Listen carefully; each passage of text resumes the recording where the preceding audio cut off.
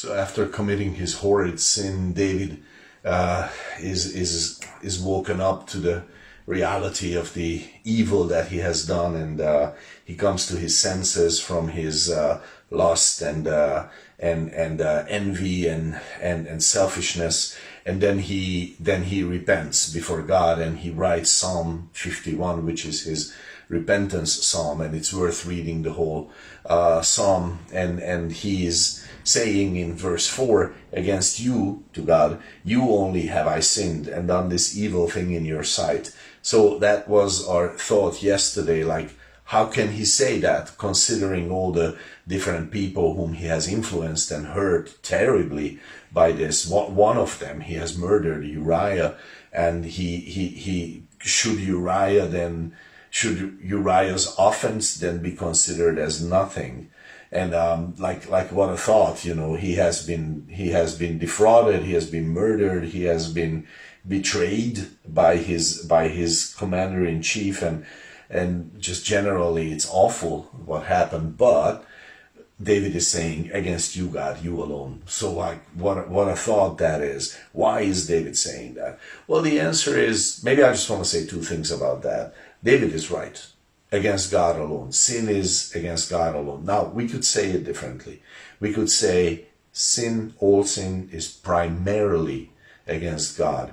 But the preeminence of that offense compared to the offense that we suffer is immeasurable. Like the difference, the distance between the two is just immeasurable. Okay, we don't understand this because we're finite and we're not holy.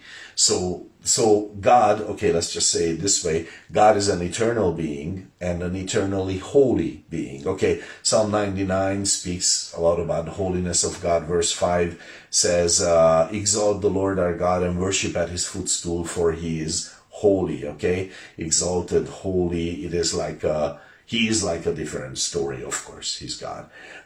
So that's very important. He's eternal and he's eternally holy.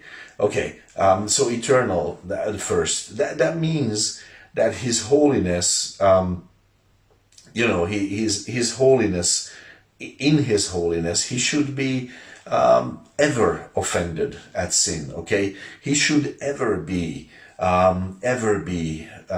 offended, angry, correcting sin. He should ever be that way. He should be ever hurt by sin. You and I, we are hurt by sin temporarily. All right? When someone hurts us, when someone sins against us, we may forget with time. All right? Or the effects of their sin are diminished over time. Things are somehow restored or corrected. There is some kind of justice executed on them, and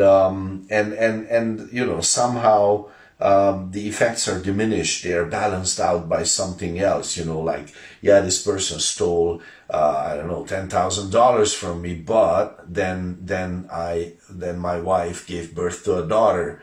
And yes, I missed that money, but this joy is like something out of this world. And all of a sudden, those $10,000, yeah, it's a lot of money, but I have a daughter.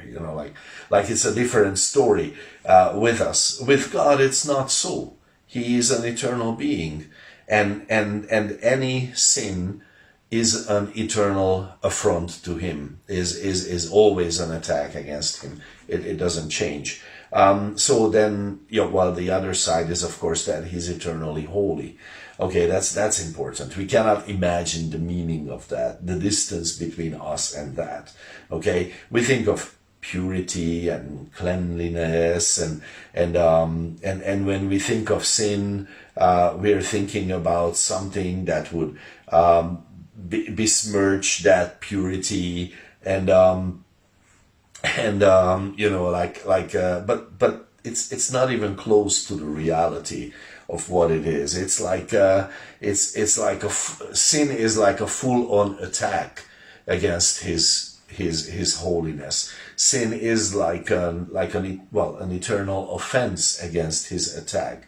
It is an awful rebellion, way beyond anything we can imagine, and we cannot imagine it because we cannot imagine the distance between holiness and sin.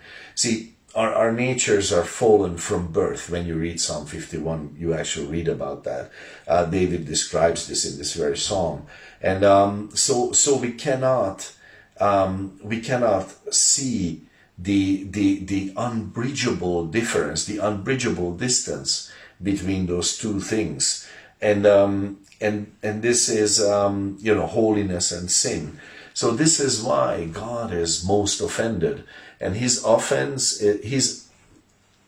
offense against him is so great that it cannot be compared to ours. Actually, we can say that sin is only against God, because our being offended by or hurt by sin, it just diminishes. God's offense is so huge. But I'm talking about this because I'm talking about how great God's forgiveness is. Just imagine that, like multiply our hurt in the face of sin, betrayal, with infinity, and then God lets that go. Wow.